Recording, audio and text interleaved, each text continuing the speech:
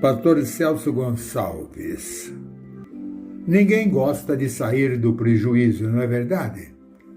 Todos nós valorizamos o que conquistamos e quando algo é tirado de nós, ficamos nervosos e revoltados.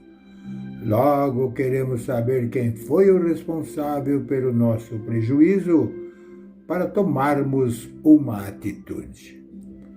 Mas quando lemos as Escrituras, encontramos um homem que teve uma reação quase ninguém teve hoje em dia. Esse homem foi Jó.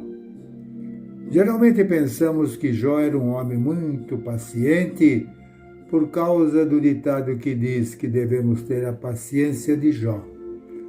Mas quando estudamos sua história na Bíblia, vemos que Jó foi muito mais do que paciente. Ele tinha um discernimento do mundo espiritual que poucos têm nos dias de hoje. No livro de Jó, vemos que ele era um homem rico, muito rico, com uma grande família.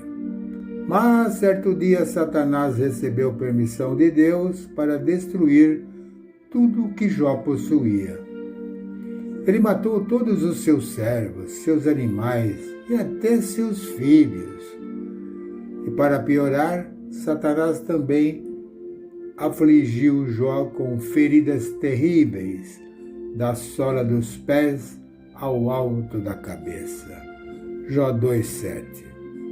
Nessas duas situações, quando perdeu suas coisas e depois, quando perdeu sua saúde, Jó disse o seguinte: o Senhor deu, o Senhor levou.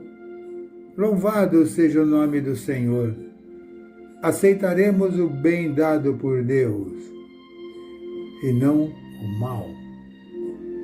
Em tudo isso, Jó não pecou com os lábios. Leia Jó 1,21 e Jó 2,10. Apesar de ter sido atacado por Satanás, Jó sabia que a sua vida estava nas mãos de Deus. Por isso ele acreditava que, se aquelas tragédias haviam acontecido, é porque o Senhor tinha um propósito. Perceba que Jó não culpou a Deus e nem exigiu que ele restituísse o que lhe foi perdido. Ele agiu assim porque confiava que o Senhor estava no controle de tudo e que Satanás não podia dar um passo sem a autorização de Deus.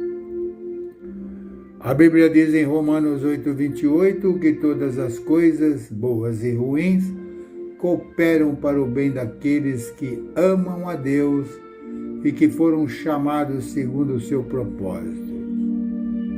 E apesar de Jó ter nascido milhares de anos antes desse versículo ser escrito, ele tinha a mesma confiança, pois no momento mais difícil de sua vida, ele não blasfemou contra Deus. Por isso, precisamos imitar Jó, não somente em sua paciência, mas também na fé, pois ele creu que o Senhor não lhe daria uma provação maior do que aquela que ele pudesse suportar.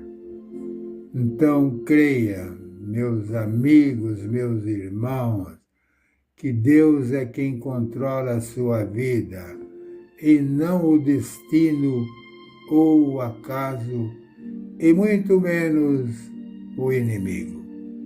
Peça ao Espírito Santo para te ensinar a aceitar tanto o mal como o bem, porque tudo o que acontece com você é para o seu crescimento e para a sua vida eterna futura. Amém? Pai, realmente, Pai, quem perde os bens materiais já sabe disso. Aqui vai ficar tudo, mas o que o Senhor faz na nossa vida será para sempre. Porque o que acontece na nossa vida é para o nosso crescimento Ajude-nos, Pai, a entender isso. Eu oro em nome de Jesus. Amém.